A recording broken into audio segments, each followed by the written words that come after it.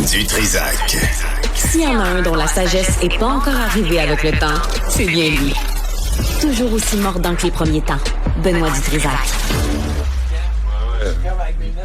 Moi, c'est plus fashion, mon affaire. De trottinette électrique? Yes. Donc, tu as décidé de passer à l'électrique. Oui, j'ai décidé de passer à l'électrique. Dis-nous ce que tu as fait comme en fait, ce matin, je voulais l'essayer. Donc, j'ai pris le train de la banlieue, de Candiac, mon petit patelin.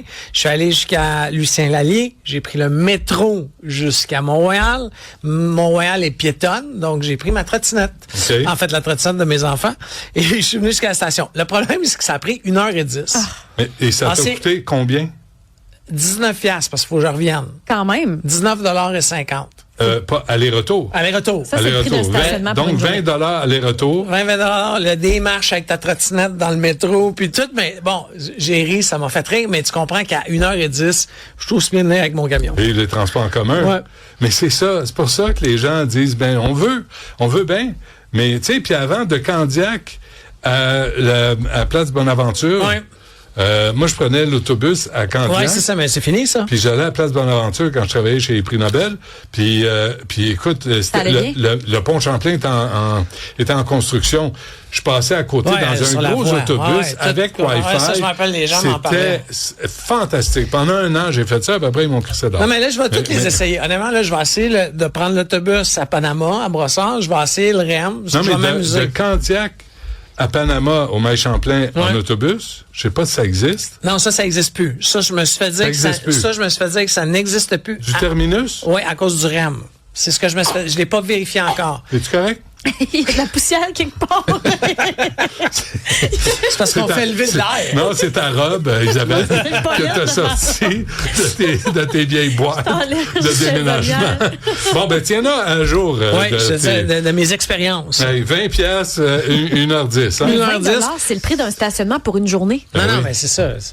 Puis si t'es en voiture électrique, comme moi, ça te coûte rien. Ouais. C'est ça l'affaire.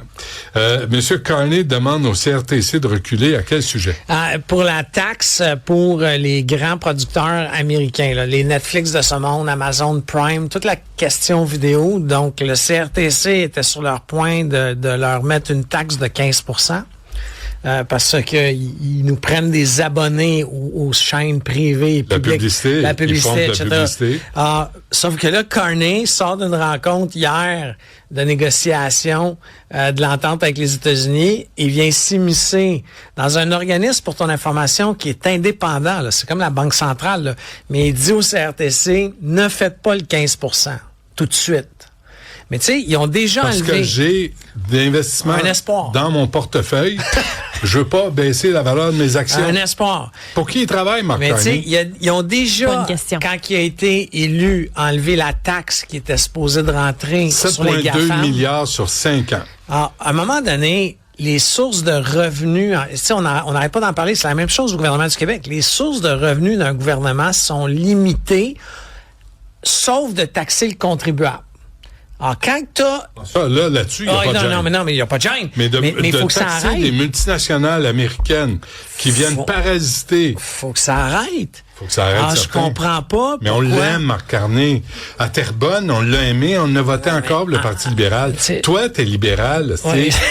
On les aime, les libéraux. Mais c'est ça, les libéraux. Mais comme je te dis... Ils annoncent des affaires puis ils livrent jamais. Là, il faut absolument on fera pas à la pièce comme ça une négociation avec les États-Unis. Je t'en ai parlé il y a 2 semaines. Il y a un ancien agent de la CIA qui s'appelle Kiryoku, qui lui dit qu'on devrait, tu sais, staller les négociations pendant 2 ans, là, juste pour gagner du temps, là. Tu sais, by the way, ça va. Que Trump s'en aille. Oui, puis ça va pas très bien en ce moment pour Trump avec 3,8 d'inflation, 3,8% d'inflation, c'est majeur. Ouais. Il y a de plus en plus d'usines qui ferment aussi aux États-Unis. Il veut augmenter les tarifs. Exactement. Ça va être pire que pire. Donc, à suivre, mais c'est pas une très bonne décision, c'est que celle-là. Ben pourtant, M. Carney revient de New York, est allé voir ses amis pour investir au Canada. D'investir au Canada, on vous imposera pas de taxes. Ouais, mais il peut pas être plus à table, il peut pas être plus à plat ventre devant les multinationales américaines. Tu comprends que les multinationales américaines manufacturières veulent venir s'installer au Canada, particulièrement au Québec, pour plein de raisons, parce qu'on a de la main-d'œuvre très qualifiée dans le manufacturier. C'est à 30 sous, non, mais c'est ça, c'est le temps. Mais sous. contre les GAFAM, ou tout ce qui est le numérique, la seule chose qu'on peut faire, c'est imposer des taxes. Parce qu'un serveur, là, tu sais, ça se ce qu'ils vont faire, hein? T'imposes des taxes, ils vont augmenter les abonnements. Non, mais à un moment donné, tu sais, mon abonnement Spotify, je t'en ai parlé hier. Tu sais, mon abonnement Spotify qui était à 8 piastres est rendu 26 $. Ben, c'est ça. Et on n'a pas imposé de taxes, hein? Non. Fait qu'il augmente pareil le prix des abonnements. Mettons une taxe. Ouais. Si t'es pas à la ça va aider les producteurs de contenu puis les chaînes de télévision. 140 millions non payés en TVQ. Ouais. Encore, les sociétés étrangères, OK? Quand tu fais affaire au Québec, tu es obligé de payer, OK, de la TVQ. OK, tu es obligé de t'inscrire comme société étrangère à la TVQ. Là, ce qu'on apprend, c'est qu'il y a 21 millions d'amendes dans les 12 derniers mois qui ont été imposées à des sociétés qui ne se sont pas inscrites. Donc, s'il y a 21 millions d'amendes, le calcul qui est fait dans l'article du Journal de Montréal, c'est que ça totalise 140 millions. Alors, il y a 140 millions qui n'est pas rentré dans les coffres de l'État. Essaye-toi comme contributeur québécois, là, ma PME, là, je décide de pas payer la TVQ. Ouais. Et Oh! Saisie de mon compte bancaire. La SQ va être à toi sur toi. Écoute, tu sais, moi, j'ai peur de deux choses dans la vie. Là. La mafia puis Revenu Québec. Là. Ça te donne une idée, puis je connais pas la mafia, mais Revenu Québec, à 16 000 employés. Tu peux pas m'ouvrir la porte de même. Tu peux pas m'ouvrir la porte là, comme ça. Quelle mafia! C'est un drôle de jeu de mots, mais bon, j'en connais aucun. J'en connais plusieurs, moi.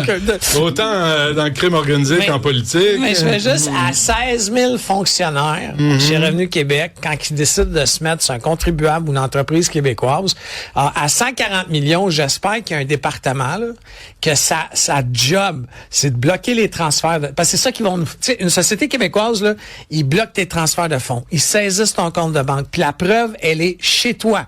Alors, ce qui veut dire que il y a rien que tu peux faire tant que tu leur as pas donné les preuves qu'ils demandent. Okay? Et un rein. Ah oui, c'est ça. Alors, pourquoi que 2 poids, 2 mesures? Tu as ces sociétés-là qui continuent à enfreindre notre loi, nos lois du Québec. Pourquoi, d'après toi? Ben, la seule raison que c'est pas mal plus dur de saisir un compte aux États-Unis ou peu importe où l'entreprise est. C'est fou comme c'est 2 poids, 2 mesures. Ah non, ça revient à fort avec les faibles. Et faible avec les forts. T'as raison. Je suis d'accord. C'est toujours ça la formule. Je suis d'accord, mais on va pogner un contribuable, on va se mettre à 3 dessus, on va le jeter à terre, 3 coups de poing dans le ventre, jusqu'à temps qu'il paye ses impôts. Ouais. Essaye ça, toi, avec une multinationale. Ouais, mais honnêtement, le gouvernement du Québec, puis Revenu Québec, a des façons, des dispositions dans la loi. Puis là, je ne suis pas un avocat, je donne pas d'avis juridique. Que je te vois. Ouais, ça, j'ai comme une hotline avec le barreau de Montréal. Mais il y a une façon pour eux. Tu sais, ils pourraient rendre une entreprise sur la liste noire, persona non grata. Ça se fait, là. Ils font ça à des entrepreneurs québécois. Tu payes pas tes taxes. À un moment donné, ils vont te mettre sur une liste noire, puis ce qui fait en sorte que c'est dur d'obtenir des prêts bancaires. Quand tu fais des virements, ça fait plein de questionnements parce que tu es sur la liste noire. Pourquoi on fait pas ça aux autres? Mais sur le contributeur québécois, je l'ai dit pourquoi. On le lâche pas. Cadeau de 10 milliards du fédéral, notre argent. Pas un cadeau du fédéral. Je suis plus capable d'entendre ça. Là. Oui, je sais. C'est notre argent. Ça nous est dû. J'ai vu. Mais non, mais c'est le petit, tu sais, le fédéral. Rage bait. Le fédéral, à la veille d'une élection du Québec, avoue que c'est brillant. Brillant. Ah, non, la stratégie est bonne. Oui. 10 milliards qui est d'offert au gouvernement du Québec à la veille des élections. C'est le cadeau parfait de la CAQ. Mais les gens qui nous écoutent, faites attention. Comme Benoît a dit, ils nous redonnent notre argent. Tu sais, je suis capable d'être nationaliste quand je veux, là. Ils nous redonnent notre argent. Excuse-moi, tu saignes du nez. Mais, tu sais, honnêtement, est-ce que ça va jouer dans la balance? Je ne sais pas, mais madame... c'est sûr. Là, on voit Mme Fréchette qui est capable de régler plein de dossiers. Ben ouais, là, John. On va donner un petit 10 millions ici. Il faut lui donner ce qu'elle a. Non, mais elle l'a fait. Elle l'a fait. Non, elle l'a fait. Parfait.